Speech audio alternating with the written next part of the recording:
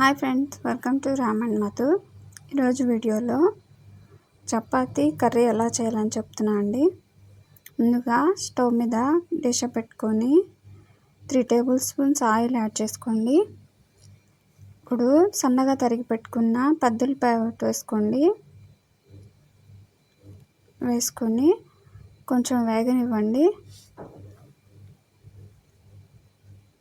కొంచెం తాలింపు గింజలు, మీకు కావాలంటే పచ్చిమిరపకాయ కూడా యాడ్ చేసుకోండి. కొంచెం కరివేపాకు, అల్లం వెల్లుల్లి పేస్ట్ నేను తరిగి యాడ్ చేసుకున్నాను అండి. మీ దగ్గర పేస్ట్ ఉంటే పేస్ట్ యాడ్ చేసుకోండి.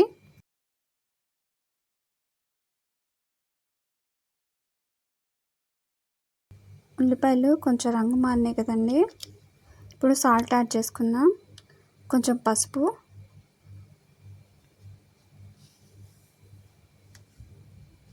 వేసుకొని మొత్తం ఇలా కలుపుకోండి. మళ్ళీ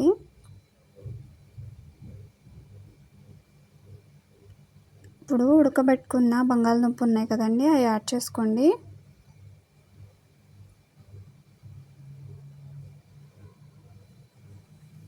ఇవి మీడియం సైజ్ కట్ చేసుకున్నా అండి నేను. మీరు కావాలంటే సన్నగా కూడా కట్ చేసుకోవచ్చు. ఆల్రెడీ ఉడకబెట్టినాయి కాబట్టి కొంచెం పెద్దగా కట్ చేసుకున్నాను నేను. ఇప్పుడు టమాటాలు యాడ్ చేసుకుంటున్నాను.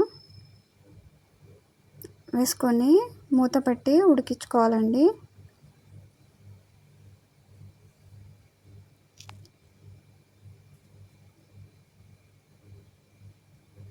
ఇంకా కొంచెం గరం మసాలా యాడ్ చేసుకున్నాను నేను.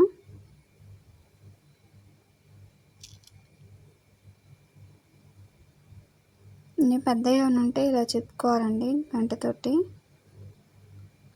మూత పెట్టి ఉడికించుకుందాం. ఇవ్వండి, ఒక 10 మినిట్స్ తర్వాత కొంచెం కారం యాడ్ చేసుకోండి.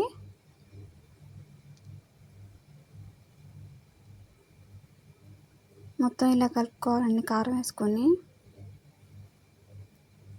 మూత పెట్టి మళ్ళీ ఉడికించుకుందాం.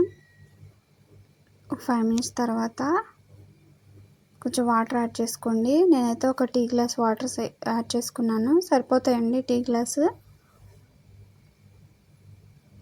యాడ్ చేసుకొని మొత్తం కలిపి పెట్టుకోవాలండి. ఇప్పుడు మూత పెట్టి మళ్ళీ ఇంకో 5 మినిట్స్ ఉడికించుకుందాం.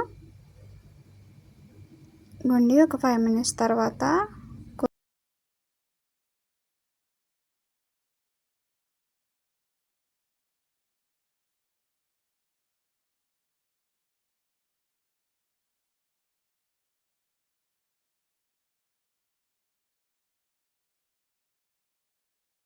మీకు కావాలంటే ఇక్కడే ఎండి మసాలా ఉంటుంది కదండి, అది యాడ్ చేసుకోండి.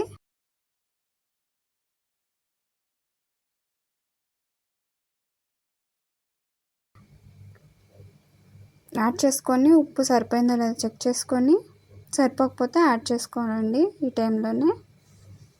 ఇవ్వండి, కూర దగ్గరికి వచ్చేసింది. ఇప్పుడు మూత పెట్టేసుకొని పక్కన పెట్టేసుకుందాం. ఇంకా ఇప్పుడు నేను చపాతీలోకి సర్వ్ చేసుకుంటున్నాను అండి ఆలు కర్రీని. Okay, bye.